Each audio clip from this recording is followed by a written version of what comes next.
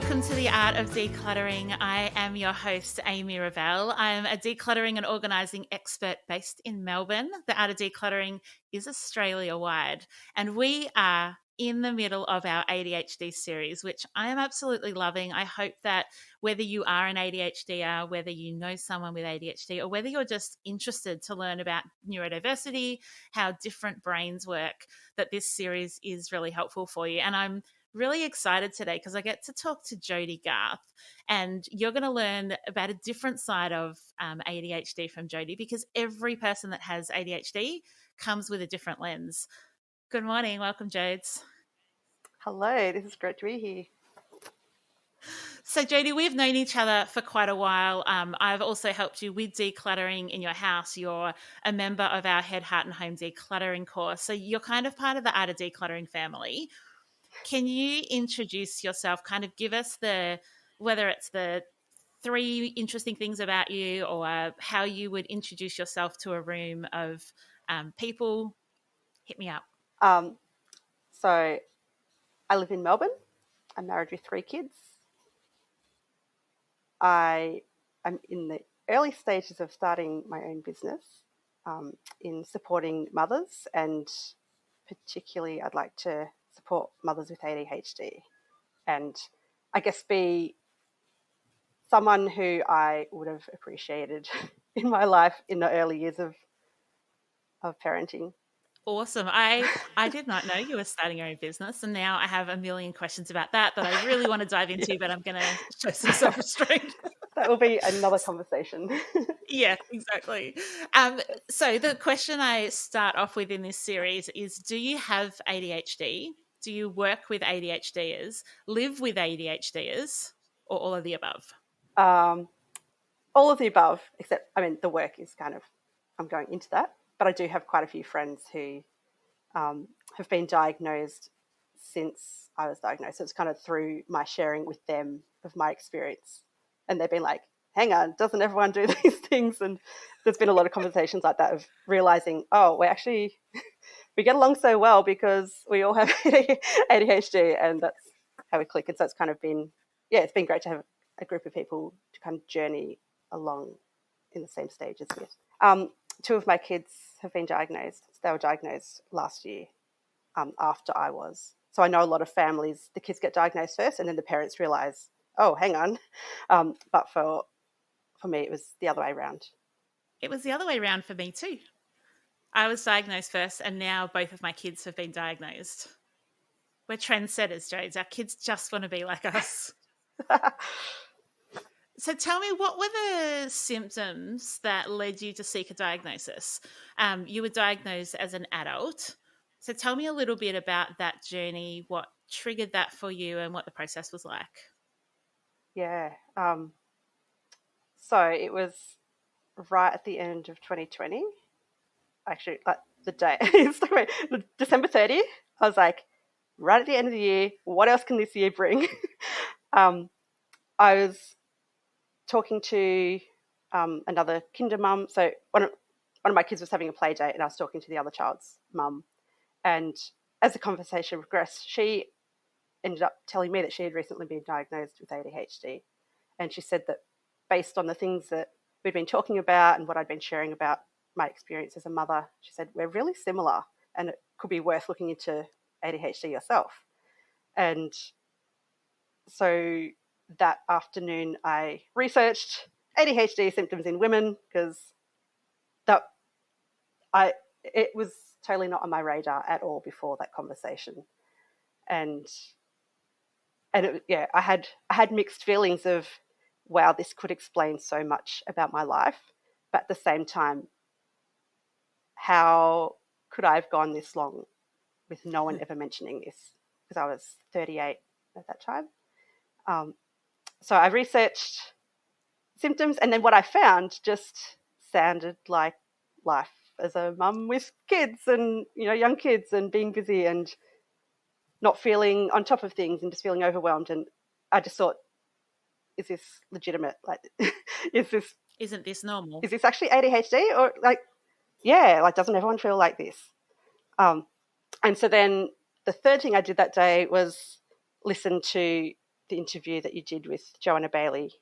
So that had just been released like the month prior to that.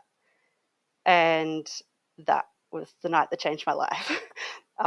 Listening to that interview, I had to keep pausing it because I was crying so much and just having to process what I was hearing, because it was the first time ever that I had someone describing the things that I was experiencing and I guess giving a name to what I was experiencing, and it just made sense. And validating it. Yes. Just to know that there's a neurological reason for my behaviour, or just different things that I've struggled with throughout my life and not really known why, or just explaining the mix of things of I feel like I'm different to other people, but I don't know why, and I can't explain exactly what's going on. But then at the same time, there were some things of, wow, I just thought these things were completely normal, that everyone experienced certain things that I do, like my internal dialogue, or it's interesting the mix of, doesn't everyone do this, or it's the internal dialogue that never stops. Yes. So, Jodie, you had the day that you remember that, there's only a few dates, I think, in your life that you remember the date of because something changed so significantly. It might be the day the kids were born, the day you're married, the day someone that you love passed away. And certainly for yourself, and I know my ADHD diagnosis date. Yeah. What was the process? Like, what was the first thing you did? So you'd kind of had the revelation date of the 30th of December. What was what were the next steps? I was just going to say, I don't remember. I have ADHD. I did something followed by something followed by something, and then I got a diagnosis. Yes, but I do. So I know a few things. I just don't know the order. But I already had an appointment booked for January with a psychologist, just about some other stuff. But I thought, oh, that's good. I've already got that booked in. I can talk to her about whether she thinks I have ADHD. And so between, so I guess it was maybe 3 or 4 weeks. So in that time, I started to read some other articles about it online, and there was a book that Joanna mentioned in the podcast by Sari Solden about ADHD in women. And so I got the audiobook of that and just worked my way through. It's pretty chunky. It's 12 hours if you listen at speed. Yeah, so I've listened to it too. Bit so I could get through it. But that was amazing because she covers so many different areas, and it helped me to look back on my childhood and my teenage years and identify my ADHD symptoms, and just see how it's kind of played out in the different stages of my life. So then, so going to high school, I could see some symptoms, but they weren't that problematic. But then going to uni, it was like a whole new set of challenges. And then having kids, like each of my kids has kind of accumulated the challenges that I've had. And so listening to this book really helped me to identify the main things that I could see in myself that matched up with what I'd been reading about ADHD. And so then when I had the psychologist appointment, I felt like I was more equipped to explain why I thought I have it. Rather than going in with a lot of questions, you kind of had a framework almost, didn't you? Yeah, and it felt a bit more legitimate rather than I'm just kind of making up this excuse for my behaviour or... Tell me about that, Jodie. Like, you're not the first person that has felt that as an ADHDer, because the person here in my body has also felt that. Tell me. Yeah, I felt pretty uncomfortable because even though I was learning so much about ADHD and it made sense, and I felt like I got to a point of going, I'd be more surprised to find out that I don't have it than finding out that I do. But at the same time, there was that feeling of, well, no one has ever talked to me about this. No one's ever identified this in me. So maybe it's not true. And I am just trying to find a reason for, I guess a lot of the labels that I'd collected along the way, like either from other people or in myself, and having them replayed over and over in my mind, things like being lazy or being disorganized and messy, you know, feeling incompetent in a lot of areas because I just felt like there's so many like basic daily living tasks that I just could never get on top of, no matter how hard I tried. And so, I've had this dialogue going on in my mind for so many years that to then have this explanation, it was like it's either an explanation that now I can make sense of what's going on, or is this just a cop out to kind of excuse what I was doing? Like, it's still a personality issue, or am I just flawed and I'm trying to blame it on something? Yeah. Because how can I be in my late 30s and no one's ever said this before? Yes. But I mean, since being diagnosed and reading so much about ADHD and listening to interviews and all of, just learning so much more, I now can understand why no one mentioned it, because, I read a stat that girls weren't even included in ADHD studies until like mid-90s. Wow. So I was already like almost finished high school by the time people were even doing studies. So it's like, of course my teachers didn't match up the, me handing in work late all the time or not being able to manage my belongings, that sort of thing. Like they had to have another explanation for it other than ADHD. And, I guess same with my family, like they didn't know about it to be able to pick it up in me. Yeah, it just wasn't on the radar, was it? Yeah, and also I have the inattentive presentation, so my symptoms are easy to pass off as other things because I don't fit the stereotype, young boy who's noisy and lots of movement and lots of activity. Instead, it's my brain doing that, and my body is still and quiet, and people think that, good little Jodie just kind of fitting in, even though there's so much going on in my brain. It's a circus in your brain. Yeah, I'm actually zoning out, and that's why I'm still in quiet, because I'm just thinking about a million other things rather than what's actually in front of me. But externally, and the conversations in your mind, not the conversations, but the streams of consciousness, because often for us ADHDs, there's not just like one stream of consciousness, there's like 6 or 7 at once. And often, in fact, usually they're more interesting than what's happening around us because we're creative and we're coming up with like either sometimes like totally catastrophizing something and coming up with like, well, in this situation, what would I do if, and then you just like go down a rabbit hole. But sometimes you're just creative in your minds, and that's more interesting than a kid telling you about their day at school. Yeah. Do you relate? Yes. It's interesting seeing my family members. So my 2 children have been diagnosed. My 5-year-old son, he is the stereotype I just described. Like he is very impulsive, hyperactive. And my 10-year-old daughter, she's been diagnosed with inattentive, but I reckon she has combined because like she talks a lot, so she processes a lot verbally. And so it's really hard for me because I find it hard to concentrate on one thing, like one conversation for a long time. So I'm like, I really want to listen to what you're saying, but my brain just needs a break to kind of take a breather, and then I can keep listening to you. And so it's just interesting dynamics as we each understand ourselves and understand each other. I feel like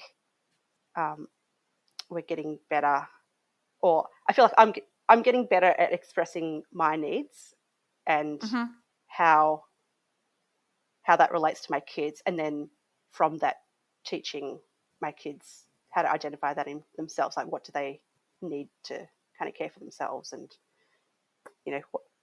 what does your brain need in this moment? Like, do you need to remove yourself from a certain situation to get some space, or do you need to talk things out to process? So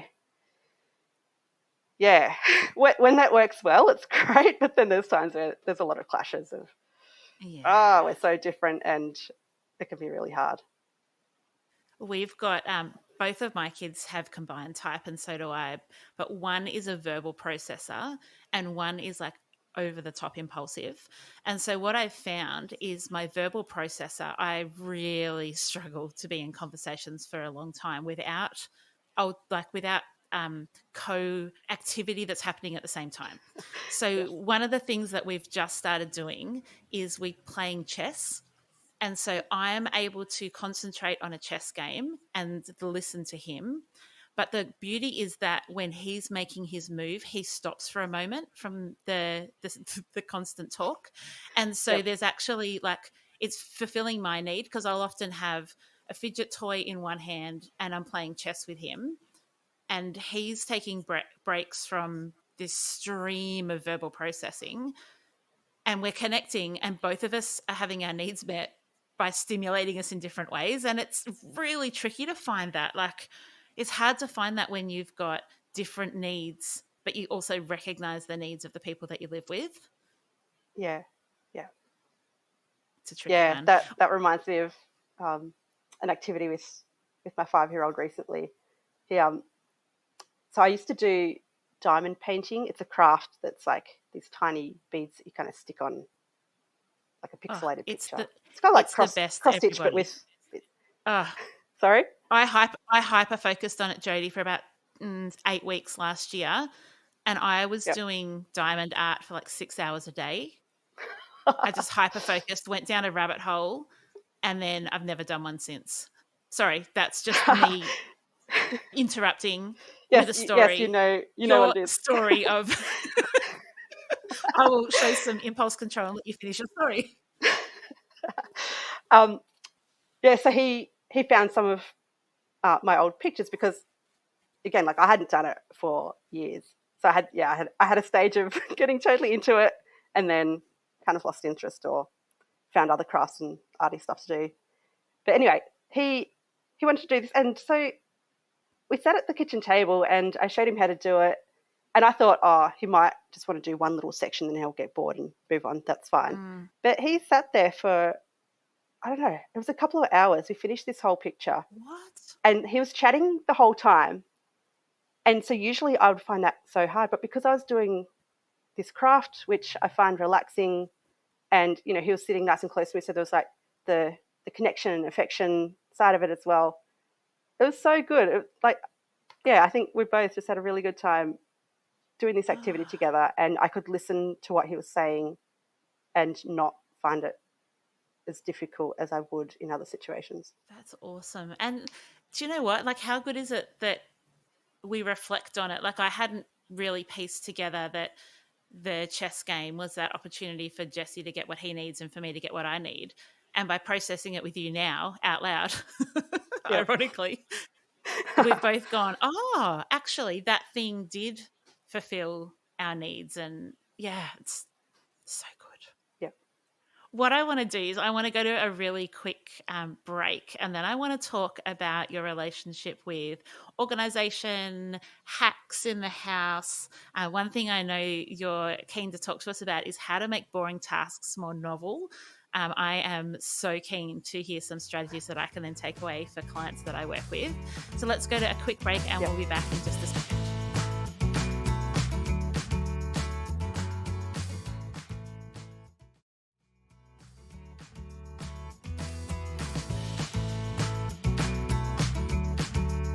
Okay, Jodie, tell me about, let's start off with the hacks that make boring tasks more novel, because I think that so many people are going to be like light bulbs going off in their heads, because we just need to get creative sometimes as ADHDers on how to make that dopamine spike so that we can get a task done. Yes. So a big thing for me is music, and that is a common tool, if you call it a tool, common thing that a lot of people use because it is so effective. I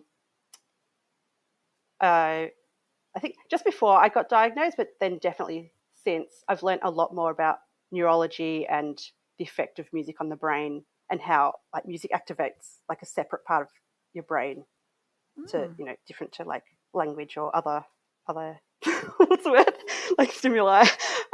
Yeah. And so, yeah, there is actually a neurological reason why music is effective in, helping us to focus or make boring tasks more interesting.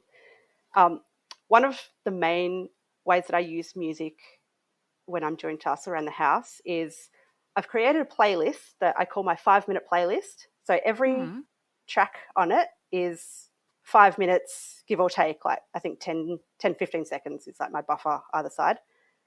And so I use that list in a couple of ways. So if I have a task that is kind of open-ended, it's going to take a long time, I'm not going to finish it in one sitting, I will decide, do I just want to do 5 minutes or 10 minutes? So I base it on number of songs rather than using a clock. And so I might say, I'm going to declutter my garage for 2 songs. So I know that's 10 minutes. And after that, I can decide if I want to keep going or move on. But I know that I've got that time limit. And so instead of looking at a clock and wondering how much time I've got left and either having a clock ticking, which I find really annoying, or getting distracted to look at the time, I can listen to the song and know when it's getting towards the end and when my time is going to be up. And so that's been really helpful. And then kind of another way is to use it as a race. So let's see if I can empty the dishwasher within 2 songs. And so then put the playlist on and then I can race it. And again, I know when the time is nearly up by listening to it. So I know to get a move on if I'm, if my time's nearly up, or go, awesome, wow, Jodie. I'm actually. So, yeah, that's been super helpful. And I've got like a whole range of genres of music. So that adds another interesting factor because I just put on random most of the time. And so then whatever song comes up, I know it's going to be 5 minutes. Oh my goodness. That is game changing. Like I'm almost lost for words. Wow. That is like, yeah, I genuinely lost for words because one of the things that I find really hard with the music is that I get into a flow state and then I lose track of time. But by curating a playlist that is 5-minute tracks and having different genres so that you actually do rezone in. Like if you're listening to a classical piece that then jumps into, a female Aussie singer that then something. jumps into a rock band. Yeah, that's right. Like you're getting a trigger in your brain of like, oh, something just shifted. I think what I want to do is use that for Elijah because he needs music, but he'll often the music he'll just get lost in it and then he'll just be wandering around the house with earbuds in. Yeah. But by having like it intent, oh my goodness. Okay, this is brilliant. Okay, keep going. I'm just like mind blown. Well, and that just reminded me of something I've used previously with the kids, and I probably should get it out again. But we love the show Bluey. So those who don't know, it's an Australian animated show. Each episode is 7 minutes long, so that is also a handy timer if you want to use that. My friend discovered that she can clean a toilet within one Bluey episode. So I reckon I could eat a block of chocolate in one Bluey episode, put Bluey on, run to the pantry, scoff a block of chocolate, get back before the credits. I could eat it within the credits. So there's a Bluey album that I can't remember exactly how long it goes for, but it's like 40-something minutes, I think. So something I used last year was putting that on in the morning as our getting ready for school soundtrack.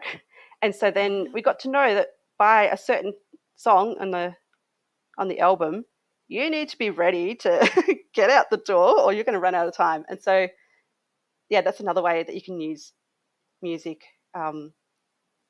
Having a longer album or playlist or something so that you can kind of get to know when it's getting towards the end and when your time is up. And I've also been doing that with, I mentioned my garage before, and that's kind of my big decluttering project at the moment is cleaning out my garage. And I found that I have a recording of Vivaldi's Four Seasons, which goes for 42 minutes. And because there's some tasks that if it requires a lot of decision making, so yeah, decluttering something like my garage, I need to decide on a lot of things. I don't want lyrics because that will distract me, or just I need just some instrumental music to do this task. And yeah, I found kind of the sweet spot of this 42-minute piece of music, but it's still split up in smaller sections.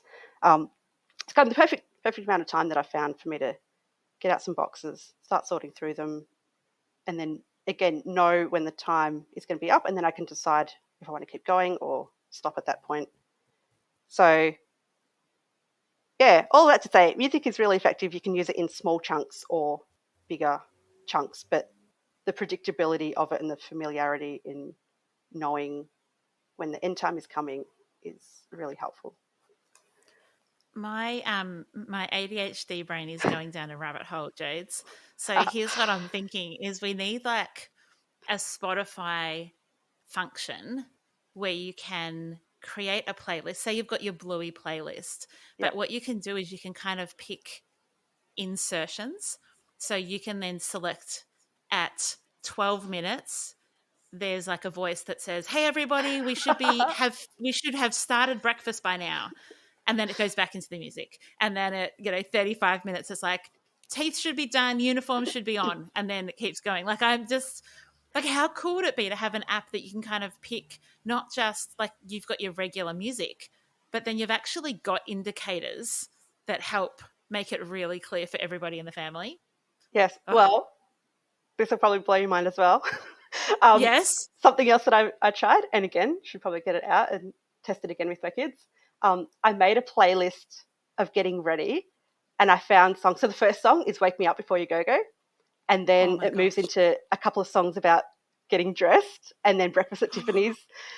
And so I tried to predict how long each task will take, and then have the songs that relate to that.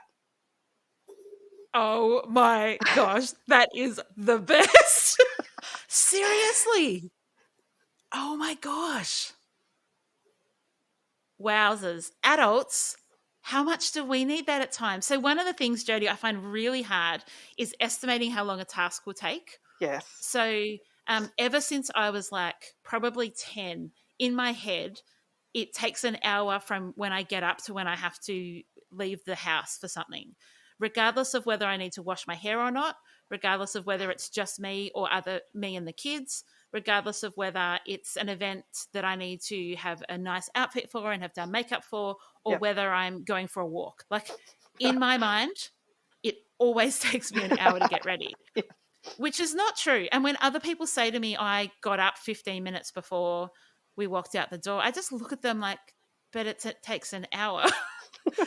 But by having it broken up, you're actually like you're breaking the task up and being realistic about it rather than it always takes an hour. Because if you've got 6 songs about getting dressed, but you find that you're always done by song 2, you just get rid of the other 4 songs.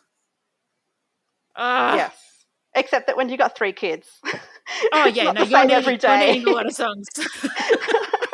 Or, one day they'll get dressed really quickly, and then the next day they will put a shoe on and then sit and draw for the next 20 minutes. So. Yes, fair point. Wowzers. And are these playlists that you just have on your Spotify account that you've curated completely yourself? Yes. Yep. That's incredible. All right, tell me, are there other ways, other incredible Jodie's brain is amazing ways that you make boring tasks more novel? Well, one that I think is pretty funny. I started doing this before I knew anything about ADHD. And I actually think there's a few things in my life that I've done in the past and found that they help me with getting things done, but kind of logical brain will kick in and go, that's ridiculous. Why do you need to do that? Why don't you just do the task? But now that I understand that my brain needs that extra stimulation or motivation to do something, and now I'm like, cool, I can embrace this rather than try and fight it. And so anyway, the one that I'm thinking of is, so I love the show Survivor. And in the past, like I've watched other shows like reality shows like MasterChef or My Kitchen Rules. But having the voice of the host commentating in my head when I'm doing something like hanging out the washing as though it's a challenge is really helpful.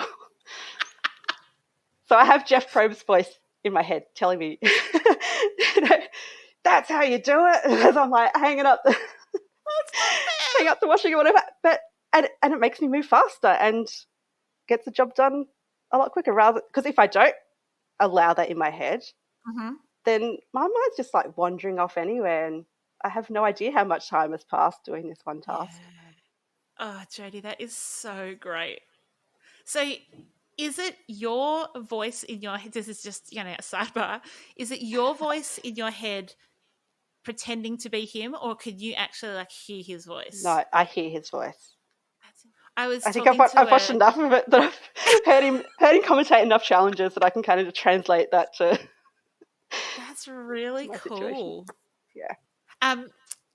This is, again, another sidebar. Do you have any of the like aphantasias and facial blindness? Do you have any of like the color sensitivities or sound sensitivities that come with some of us with ADHD?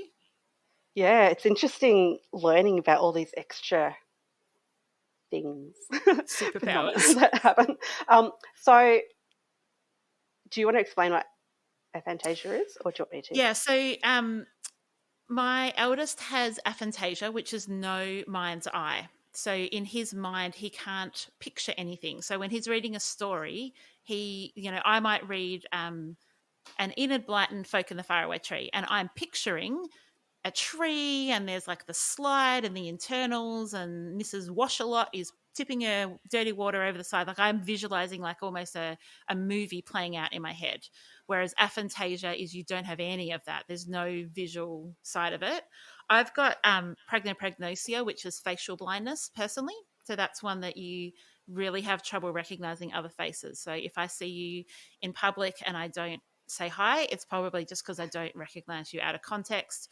I've bumped into my dad at Coles and thought, gee, that guy looks familiar. Wow. I look at photos of myself and I'm like, oh, is that my sister? And then that's a hot chick. Oh my gosh, that's me. Yeah, look at that gorgeous one. I look at a mirror and I don't recognize. So there's different things. And so there's color sensitivities. Like I know your sister has a color one, which I'll let you. Yes, I'll let you describe some of them. But it's different. It's different expressions of our senses, maybe. I don't know how to technically describe it.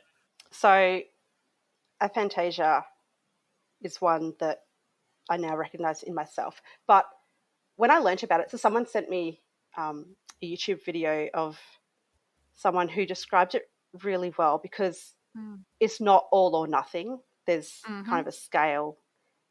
And so the way she described it was like picturing an apple in your mind. And then she was just, is it like bright and shiny? You can see all the details of it and the different blends of the color and all that sort of thing. Or do you have kind of like a grayish apple in your mind? Like you can see the shape,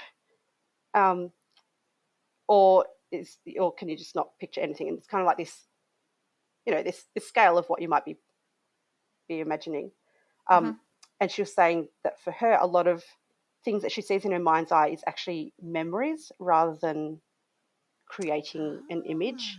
And I realized, I think that describes me. So because when I first heard about this, I thought, I don't know, that's not an issue. I can picture things in my mind. But then when I actually tried to concentrate and hold an image and see the details, I'm like, no, it's like really quite a basic image that I see.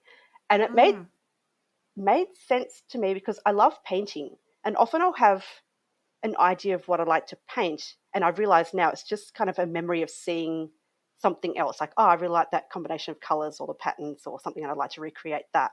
And then when it comes to actually doing it, I can't bring that image to mind clear enough that I could actually replicate it onto the canvas. And so I've kind of accepted that, and now it actually makes sense. So it is easier to accept and embrace. But I got to kind of going, I find that it's more experimental. Like I'll just kind of get paint down basically how I'm trying to create something and kind of see what happens, because I can't get it exact. And so now it's just like, oh yeah, whatever. Like whatever appears is, once I'm happy with it, I'll stop painting. But yeah, it was interesting to realize, okay, there's certain styles of painting or something that I won't be able to do because I can't get a clear enough image. Yeah. Do you dream? Yes, I have weird dreams. Okay. Do you dream in colour? Yes. Okay. Because Jesse can't dream. Wow. So he has no ability to, he's got like the end of the scale of, I got nothing. Yeah. And so he doesn't even have a concept of imagining something or a concept of dreaming or a concept of like meditation. Imagine yourself at the beach and he's like, I don't understand what you're talking about. Yeah. Do you have any others? Not that I know of, but if you want to kind of go off on another sort of arm of this always. conversation, I've been fascinated to learn that a lot of eyesight problems are common in people with ADHD. So my eyes don't work together like most people. So doing those, I don't know if you remember those magic, what are they called? Magic eye or 3D pictures. Yeah. And I would get so frustrated. I'd hear other people standing there going, oh, look, there's this elephant flying and there's this circus. And I'm like, no, there's a bunch of squiggly patterns and it doesn't matter what technique I use to try and see this picture. I could not ever get it to work. And now I know it's because my eyes work independently. And so I can look at something, kind of swap between my eyes of which one I'm looking mostly out of. And there's like a slightly different colour. Cool.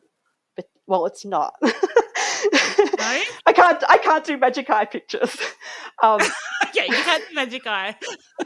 But it does also mean that like 3D glasses with the red and the blue just like gives me a migraine because same. It's red, it's blue, it's red. Oh yeah, it's awful. Yeah. So yeah, so I've always had eye problems and had an operation when I was a child because one of my eyes was turned in when I was born. So that got straightened, but I still always had issues with that. And then, I've read other lists of other common eyesight problems that have names that I cannot remember. So I can't fully explain right now what I'm talking about. Yeah. But so go and Google. Yeah, look up eye problems and ADHD and you'll learn a whole lot. But all of these things I just find so fascinating that our brains are so complex and, control every part of our body, but just how, I guess changes in one area of your brain then impacts others. And it can be a good thing of activating certain parts that are really beneficial. And then there's other ways that it just produces more challenges that we have to deal with. Or, like a lot of things, once you understand what's going on, it's a lot easier to accept it and to kind of go, well, this is part of my makeup and this is how I function. So let's, do the best we can with it. Yeah, and I think leading on from that thought is there's areas then that create natural weaknesses that can be really frustrating for ADHDers because we can see what needs to be done. We conceptually understand how to achieve it, and yet we have like what feels like no ability to get started or to follow it through. And that's a really frustrating thing when you're like, I know how, I'm a smart person. This should not be difficult. I should be able to do this. And yet I cannot. So can be a lot of shame around that for adults. And I know lots of women have shame around I should be able to. Has that been a feature of your ADHD acceptance and embracing and processing? Yes. So it's still a journey that I'm on to kind of get to the point of acceptance that I'd like to be at.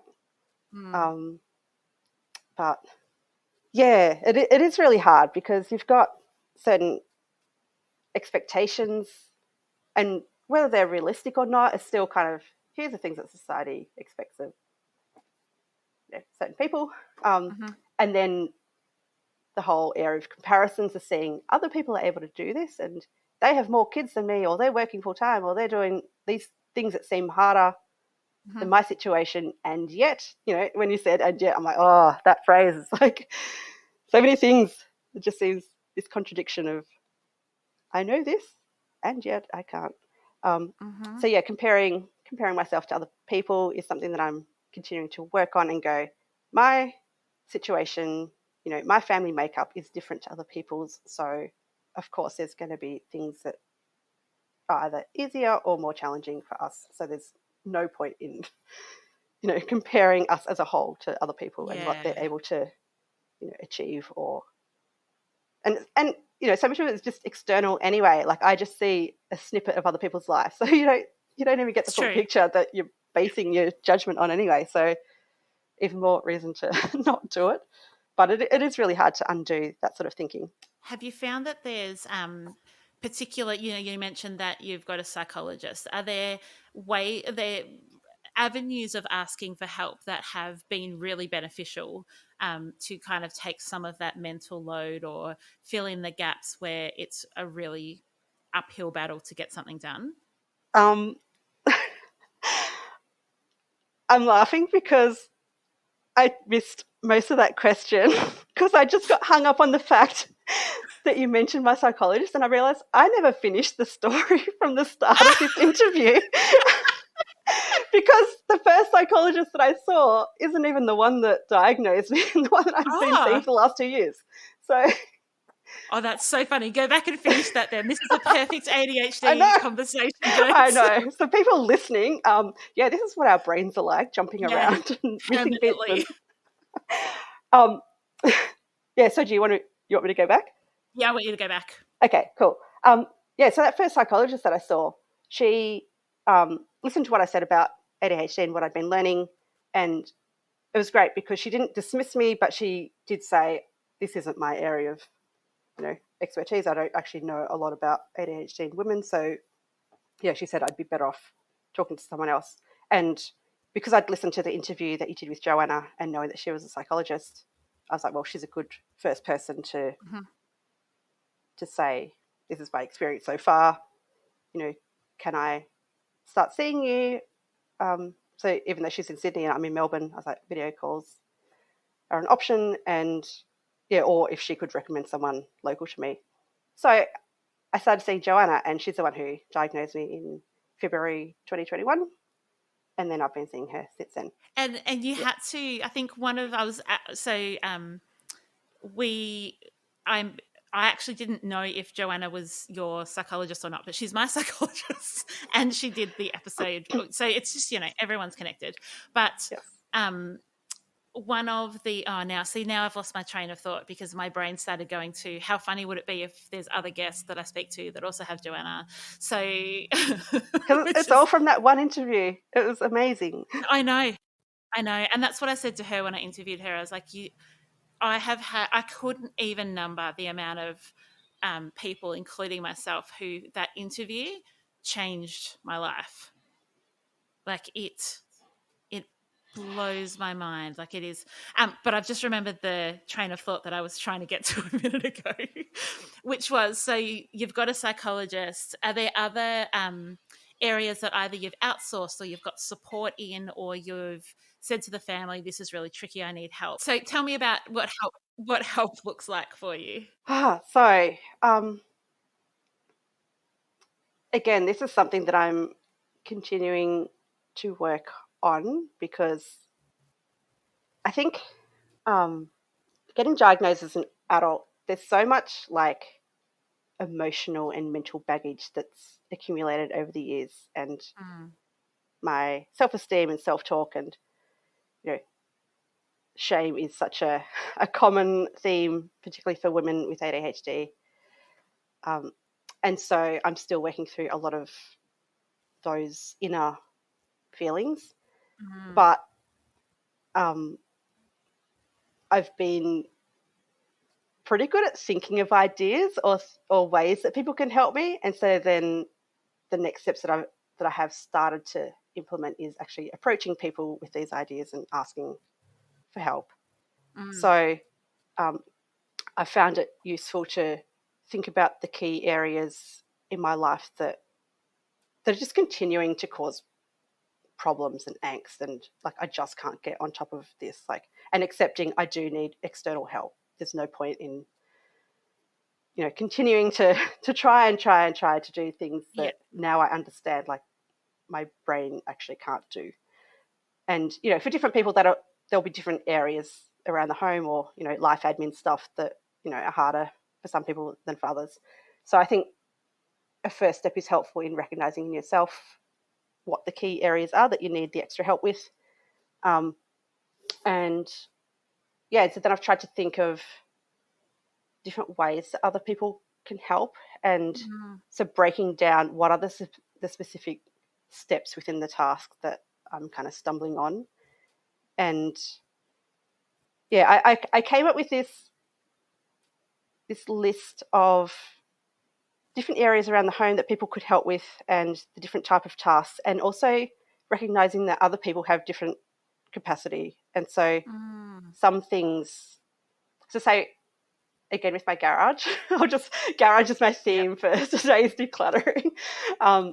But I've got this massive pile of things that could be used by other people. So initially I wanted to sell them, but now I've kind of gone, oh, let's at least donate them. But yeah, I've got one section of things that just need to get out of my house. Yeah. And then there's other things that are like boxes of completely random, who knows what's in them. We moved house last year, so a lot of stuff just kind of got shoved in boxes, and then they got shoved in the garage. So I'm now working through all of that. But there's some people that the way they can help is to just grab a pile of old kids' clothes or something and take it off to Savers, or to an op shop. Or there's like craft activities. Like I've had a friend who has taken some because she's got kids younger than me, so she can use things that my kids don't use anymore. And so for some people it might just be a matter of saying, hey, are you willing to grab some things from my house and just take them, get rid of them in whatever way you can. And it's not a huge task for them, and it's a huge help for me. Whereas other people, I feel more comfortable with them coming and actually sorting through a box with me. Yeah. And yeah, and like it's not like everyone in my life, like all my family members and friends and whoever, like I wouldn't let everyone see those boxes, but there are people that I really trust and I feel comfortable with, and I've talked to them enough about my diagnosis and how my brain works, and I can articulate now the exact things that I struggle with, or why I feel like I can't go through this box on my own. And so having someone come over and go through it with me and help me make the decisions on what to do with it, and just kind of keep me focused by having someone else there. Yeah, that's really helpful. I think, Jodes, that there are friends that are the doing friends. I was catching up with a girlfriend the other day, and I was saying how good her houseplants all were, and she said, "Oh, I've been meaning to do some pruning and some repotting, and I just keep thinking about it, never get to it." I was like, "Let's do it now." And she's like, "I can't do that. You've come all the way to my house to have lunch with me. I'm not going to make you do my gardening."